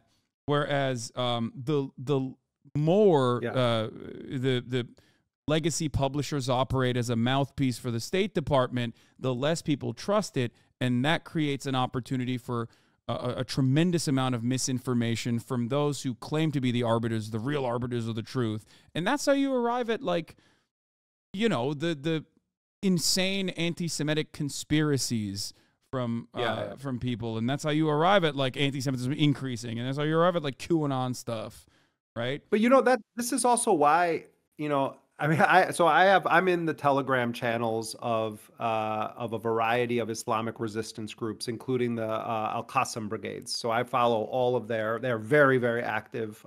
They, you know, you have to follow them through mirror channels because they keep getting shut down. But you know, I'm monitoring the communications from Hezbollah, from the Houthis, from Hamas. And sometimes, like, I'll be somewhere like in a restaurant and, like, you know, pop up on my phone, an alert will pop up that the Qassam brigades have just posted a video. So I'll get into conversations sort of with, you know, normies, as you said earlier. And what I say to people is, like, we're being told that these guys are like the second coming of the Nazis, you know, and that they're like ISIS. They're the worst, you know, butchers in the world. They're eating children's body parts, etc. Don't you think it would behoove you to sort of fact check that, like look into it, understand what is their perspective? If you're not monitoring as a journalist, if you're not monitoring what Hamas is saying, if you're not following their media channels, if you're not following the videos that they're releasing, often Hamas will release a video showing an attack, and then 2 days later, Israel will acknowledge that 9 soldiers got killed here. And it turns out that we already knew that 2 days ago because Hamas posted the video of them killing them. You know, this isn't supporting Hamas. This is doing basic diligence because we're dealing with a nuclear-armed nation state that is a pathological liar. And so, you know, not to get cliche, but this is exactly the kind of stuff Malcolm X is talking about when he talks about, you know, the manipulation and letting the other people tell you who the enemy is. And when it comes to Hamas, I find it extremely important to actually have a factual understanding of exactly who they are and what they do. And Absolutely. You know, I'm not a moral arbiter of anything. I'm here as a journalist. And what often happens is that the Israelis will say something, and when you actually just scratch the surface a bit, you realize it's not exactly what you're saying. And I'll tell you this, I mean, watching Hamas's channels is extremely revealing when it comes to what is happening on the ground with the Israeli military forces inside of Gaza. And it helps you to understand, it's going to help you to understand when Israel does not end this by tying a neat little ribbon of defeating Hamas, because it's not going well for Israel. And you only know that if you if you cut the umbilical cord from the Israeli propaganda machine that is being reinforced by the Biden administration. So this isn't a pro-Hamas anything. This is a pro-fact thing. I'm very clear that that many of the things that Hamas did on October 7th, particularly towards civilians, those are war crimes. There should be accountability for that. You don't kidnap children. Absolutely. You don't kidnap the elderly. You don't shoot families in their beds. You know, it doesn't matter if those people were occupation settlers or whatever. Many of the fucking people that got killed at those kibbutzes, you know, were sort of lefty types and whatever. Do they have a right to be living on Palestinian land? No, they absolutely fucking do not have a right to be living on Palestinian land. Does it mean that then they need to be murdered in their rooms? No, it doesn't mean they need to be murdered in their rooms. At the same time, no one's going to bully me into saying that there wasn't some legal framework for what Hamas did at military bases that day. Or that, you know, or get me to say, well, Israel had some right of self-defense to go in and then murder upwards of 30,000 people, a vast majority of whom are civilians. Like, these are just facts, you know, and people try to bully you. If you dare to sort of say, let me try to understand what these people I'm being told are like the new Nazis. Let me try to understand a little bit about them. Like, isn't that responsible journalism? Or they're like barbaric. They're like a colonizing force akin to like ISIS, which is obviously they call them Hamas ISIS. Yeah, right. Which is hilarious because like Israel, in both its like association of like in its actions being settler colonial violence or colonial violence over an occupied group of individuals, occupied population. And also its association with that violence with religion, a false association with religion, because they are the ones oftentimes that conflate it with Judaism, is way closer to ISIS than Hamas being a resistance group against a occupying power. So and also obviously Israel has in the past collaborated with ISIS type Salafist militant groups, al-Nusra and the like. So like, whereas while there are, as far as I understand, ISIS militants inside of Gaza too every now and then, Hamas does not want ISIS to be inside of Gaza. They want to be the only game in town. So they have executed ISIS militants inside of Gaza in the past. So it's not just that. That's true what you're saying, but it's not just that. It's also that there is a distinct national identity to the Palestinian resistance, and the notion that you're going to have, these other forces coming in and hijacking what is ultimately a national liberation struggle. I mean, that's what Palestinians have been engaged in for 76 years. They've been engaged in a national liberation struggle. And because, we all now, it's the power of nightmares, ooh, spooky Islamic resistance, if Catholicism was demonized in the same way, then it would have been the same narrative about the IRA, in Ireland. Yeah. And there isn't compatibility between ISIS and the Palestinian resistance, because the Palestinian resistance is a distinctly national liberation movement. It's just true. Yeah. And it falls apart. Like the arguments fall apart so quickly because like if you consistently make your enemy look like a barbaric monster that has no real interest in like emancipation or anything of that matter, and they're just simply operating on anti-Semitism and like their hatred for Jewish people, which is, or even like how much they love Hitler. They're always like, oh, look at ISIS. Not ISIS. Look at Hamas. Yeah. We found like another copy of Mein Kampf in Arabic that's annotated over and over again. Now, when I look at that, I find it very hilarious because like that is such a classic Western focused version of propaganda. Like they're trying to conduct an argument as though like this is campus anti-Semitism. Like they went to a Jewish fraternity and painted a swastika on the side of it. Like that's not what Hamas is doing at all. Americanize, or they're trying to get the Western world to understand it. It's like, listen, the idea that like Palestinians are operating on the basis of anti-Semitism and not on the fact that like Israel is blowing up their population and has been a belligerent occupier for at least since 1967 and even before that, obviously with the Nakba, but and that it's being conducted by those who say that they're doing it at the behest of Judaism. Like they don't need Mein Kampf to learn about anti-Semitism in the same way that like some Midwestern kid would in America to when they get radicalized online or whatever, right? Like that's so stupid. I mean, can you imagine? Just imagine what it's like to grow up in Gaza.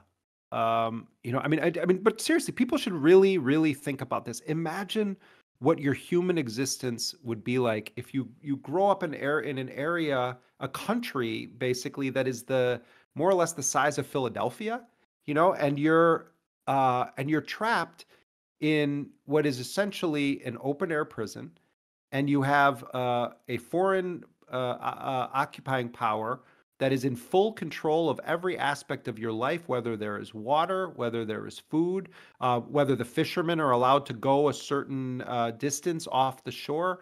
You're growing up in this sort of cage, basically. And Palestinians in Gaza are some of the most well-educated people in the world. Israel systematically destroyed its universities, killed its academics, its poets, its storytellers.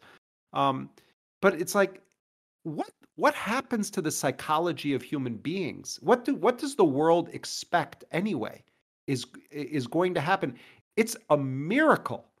It's a miracle that the people of Gaza are the way they are. It's a miracle that they're so resilient. I mean, look at how right now most Palestinians are living in conditions where they have one toilet for every 480 people. That's what most people are. Think of how many Americans fucking gripe about their kids taking too long in the bathroom.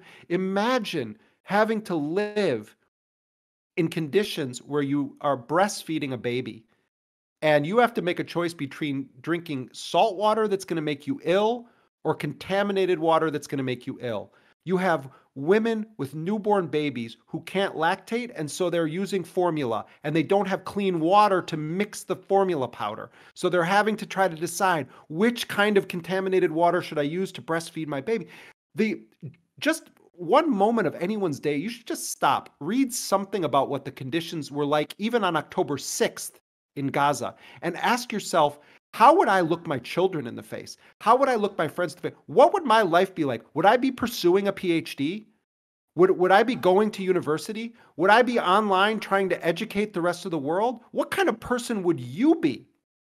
It's incredible that the people of Gaza are as resilient, that you see so many articulate children. This 9-year-old girl who did an interview with Wael Daoud, the bureau chief for Al Jazeera Arabic, who wants to be I posted this video of her on Twitter, and then like 2 days later, Wael and his cameraman get hit by, an Israeli drone strike when they're reporting on a previous strike at a hospital. But it's like, this little girl was incredible. So many children that you see that are, videos of them coming out of Gaza. These are wonderful, beautiful human beings without any context. But then when you understand how they grew up, and then the Israelis are like, oh, look, we found Mein Kampf here. Oh, look, this girl has a screensaver on her iPad of Hitler's face. Hitler, that was one of the things that they did. And it's like, what's next to Trump's bed?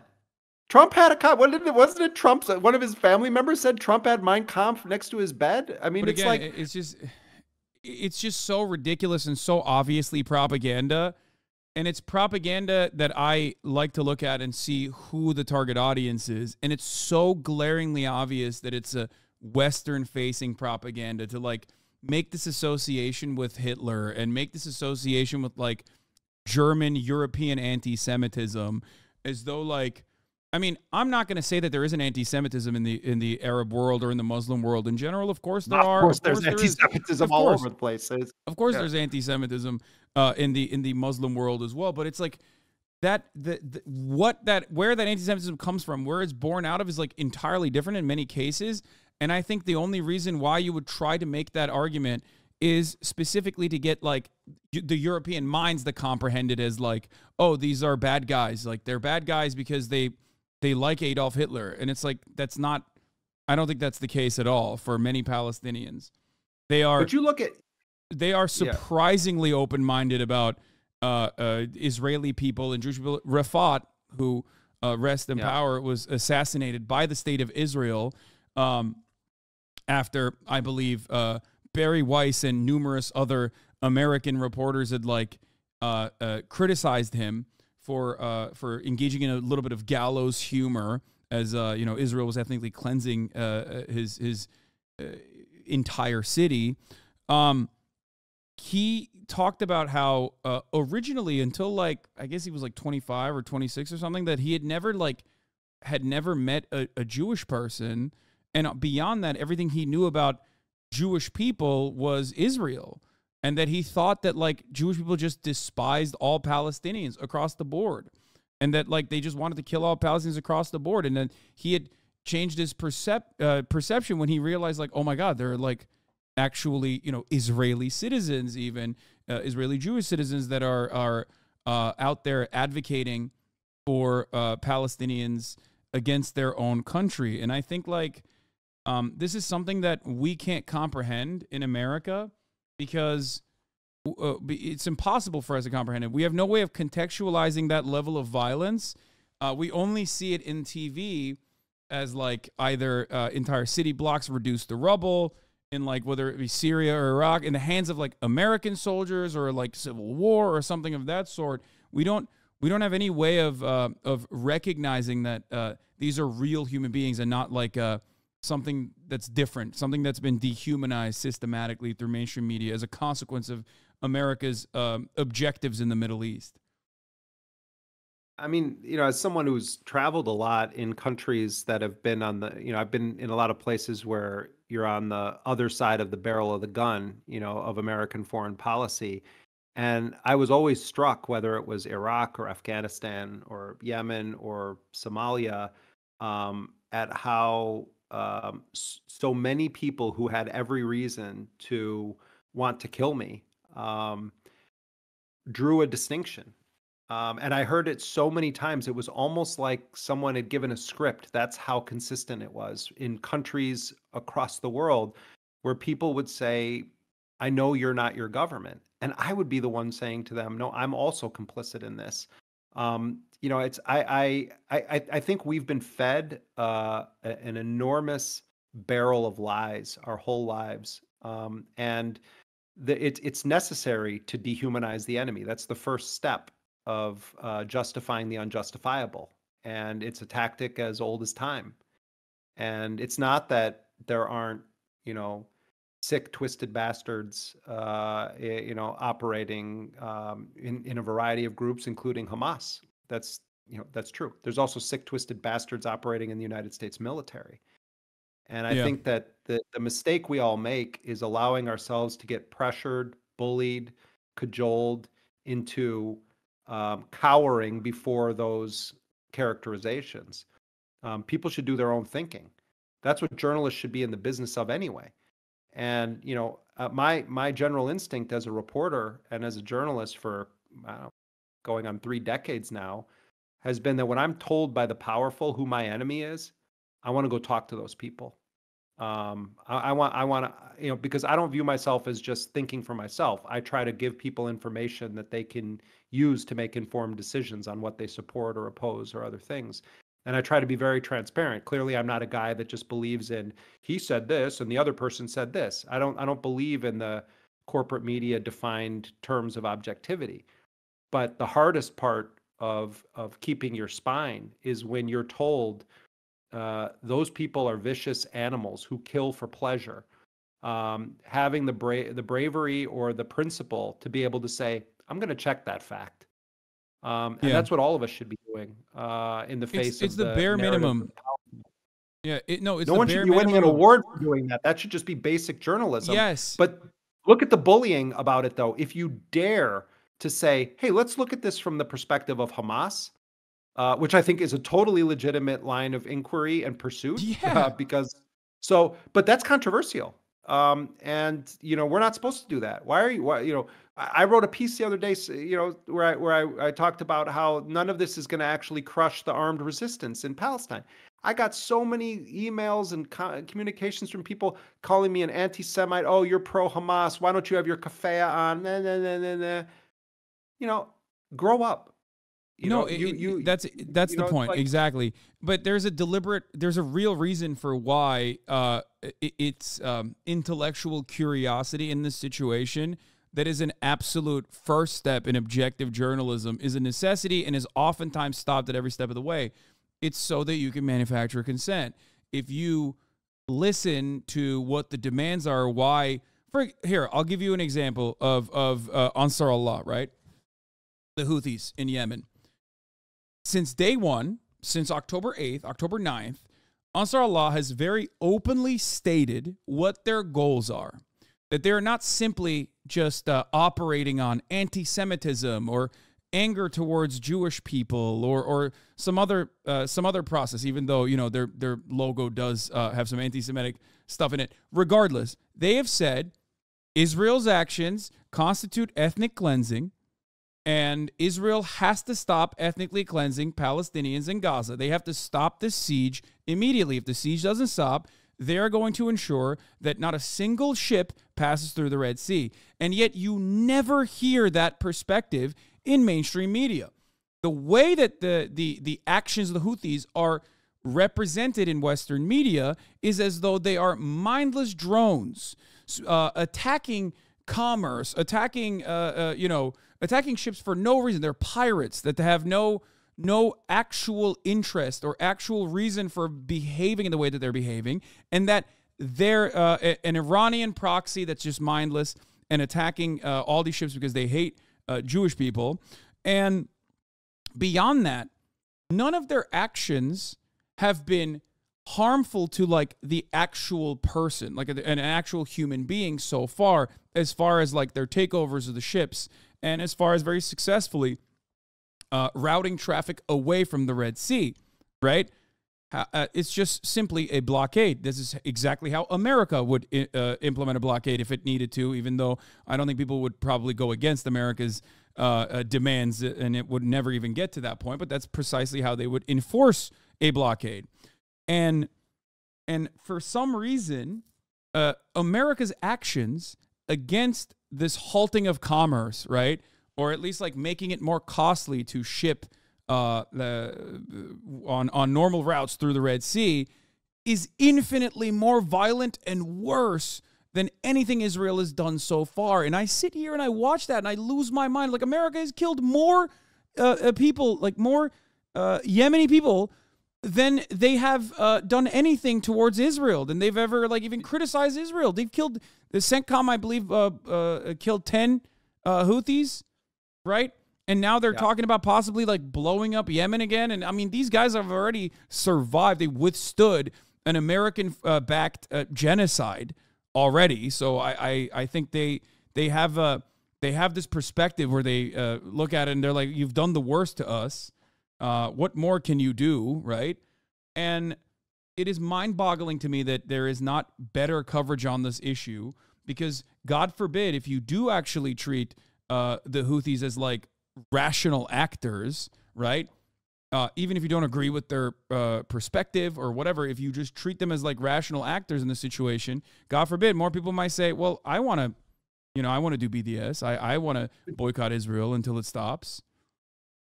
And Naomi Klein wrote a good piece in the Guardian this week about that. It was like the 15th anniversary of her writing advocating for BDS, boycott, divest, sanction, and she was just writing about what the basis of her piece in the Guardian was basically what if the world had listened 15 years ago on this issue. One thing I wanted to mention though in the context, I haven't seen anyone bring this up about the Houthi blockade. Do you remember back in 2010 when these peace activists organized a humanitarian flotilla to try to break the siege of Gaza? Yeah. So I think it's a really irrelevant. I think it's a very relevant point to raise in the context of this. How did Israel respond to an effort to affect the waters around Gaza when peace activists bringing in humanitarian supplies? Largely, it was a symbolic gesture to try to break the blockade of Gaza. The Israelis storm the ship, and they end up killing 9 people. The Israeli commandos go onto the ship, and they end up killing 9 people. They didn't find a single weapon on board. They didn't find a single piece of military anything. It was exactly what the activists had said. And you know who the person that then in the United States deploys to meet the press and other shows to defend Israel's killing of these activists? It was Joe Biden at the time who did that. And it's like, what the Yemenis are doing with this blockade is an incredibly creative response for a largely powerless state. Yemen doesn't have the capacity to fight Israel militarily. It doesn't, although Yemenis sent more people to fight the jihad in Afghanistan against the Soviet Union than any other country in the Arab world. I mean, Yemen is off the charts surreal country. It's one of the most amazing places I've ever been. I actually love Yemen. It's an incredible country. But what I'm saying is, in the context of all the Arab-Israeli wars, in the context of everything that's taken place since the 1948 Nakba and the beginning of all of this for the Palestinians, you've just had failure after failure after failure to defend the Palestinian people. And the solidarity has been utterly lacking, particularly from Arab states. For Yemen, regardless of what anyone thinks of the Houthis, about any of that, but for Yemen in particular, to have found some creative intervention to participate in this is an extraordinary piece of history that we're watching unfold.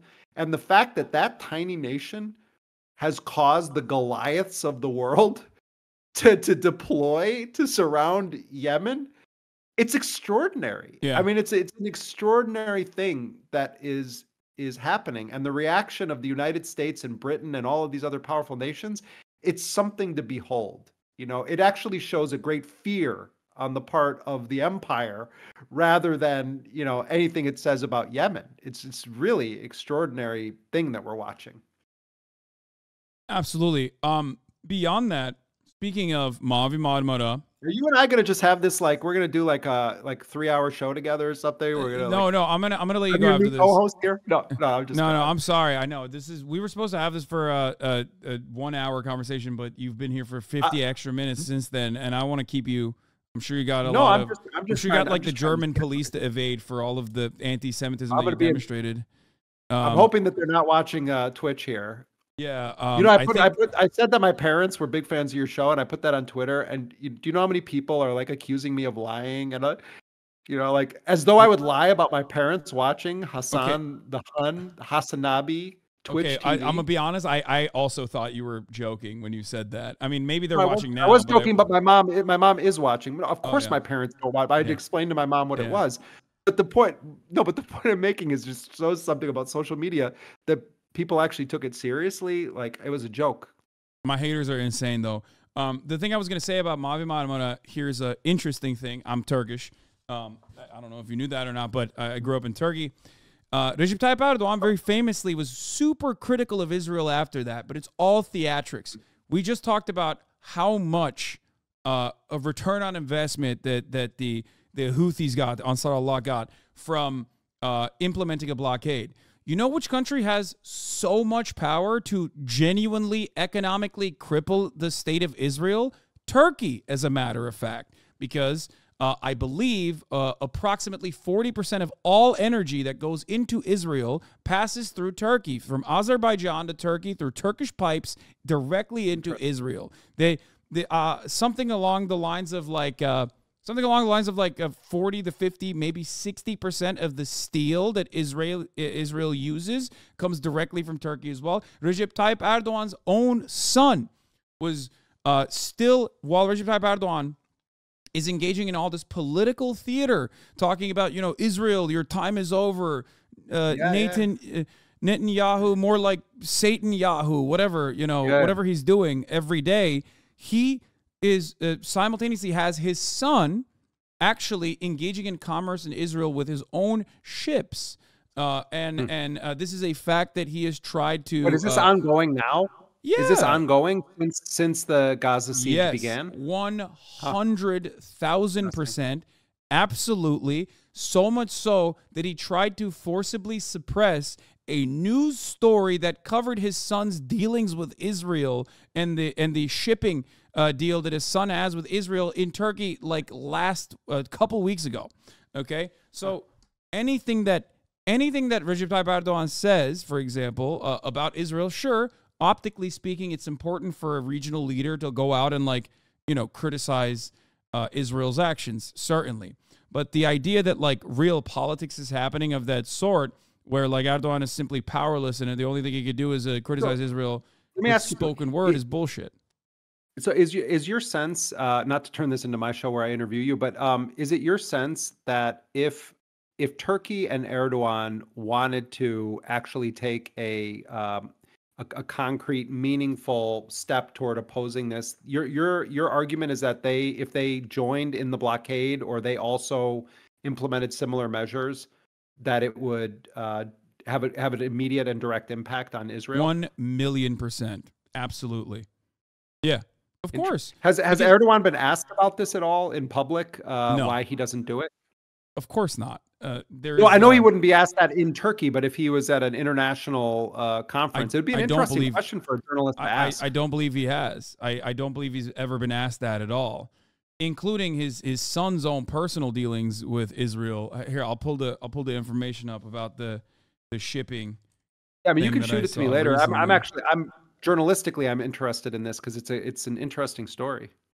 Yeah, this was one of the things that I thought was very interesting, that Turkey has, what the Turkish statements originally. As a matter of fact, there's another interesting political thing here in Turkey that there's a lot of anti-Arab sentiment in Turkey. Because from even liberal now newly formed ultra-nationalist coalitions, and originally, even Erdogan's statements were kind of wishy-washy on Palestine, on Gaza, in the immediate aftermath of October 7.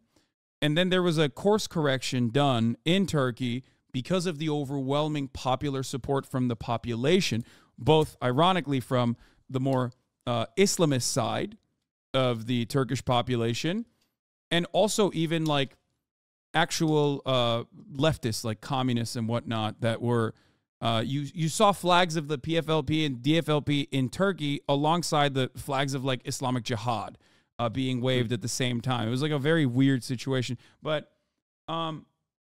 ultimately, yeah, Erdogan retriangulated his message because he is a populist quite similar to Donald Trump in many ways, and has been super critical of Israel.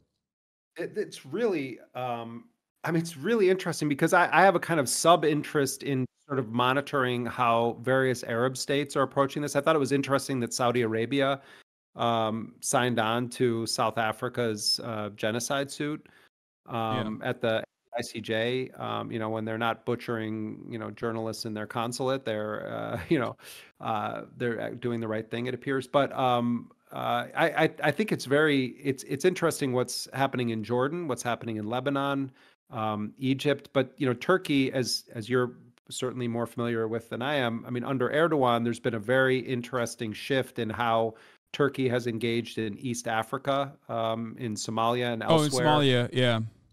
But also the sort of, he fancies himself this sort of bridge between Europe and the Middle East, and I think it's what you're saying is really interesting because that form of hypocrisy is particularly noteworthy when you're going so far in rhetoric as Erdogan has on Netanyahu and his conduct, to the point where some German politicians are suggesting that Erdogan shouldn't even be allowed into Germany anymore because he violated their laws on anti-Semitic speech. That's actually been raised.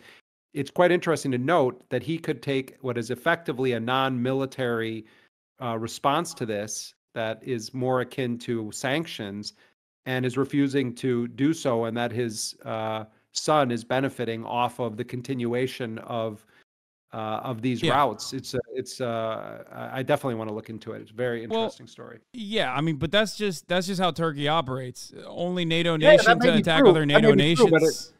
Yes, that may be true, but what's old is new when situations like this unfold. I mean, it becomes, history becomes very relevant in moments like this. Yeah, same with like being the primary creator of the Bayraktars, right? The UAV drones that were shipped to Ukraine while simultaneously cutting energy deals with Russia on the. I mean, Israel itself has done this with respect to Ukraine and Russia. As well, because of their own relationship with both of those countries. Recep Tayyip Erdogan is very famous for being like super aggro when it comes to political theater, while simultaneously conducting his affairs behind closed doors in the same ways that when push comes to shove, when it's material interests, Erdogan is always going to be a loyal servant to Western interests. And that has been proven time and time again. And that is precisely why he is allowed to operate in the way that he wants to in the northern Syrian corridor as a NATO power, because America gives Erdogan the permission to do whatever he wants in the northern Syrian corridor, because I think America ultimately understands that no matter what Erdogan says in public, what he is going to do is still do the bidding of the Western world in many respects. Interesting, man. I have to hit you up about some more of that and get details on it. It's very, very cool. I sent you a couple articles on Azerbaijan, which, by the way, of course, Israel gave weapons to when it was operating in Karabakh. Nagorno-Karabakh. Yeah. Okay. Right. Well, that does it for 2 hours. Wait, can you explain to me just a couple of very quick things about the lingo of your crowd there? What's this kaya thing? Can you tell me some of this stuff? Okay, so Kaya is my dog. She's sleeping right now, so I don't want to wake her up. People told me not to look at your chat, but I peeked at it a little bit. And can you just give me like a couple highlights of what goes on? Because mostly I've just been looking at you. So here's how this works.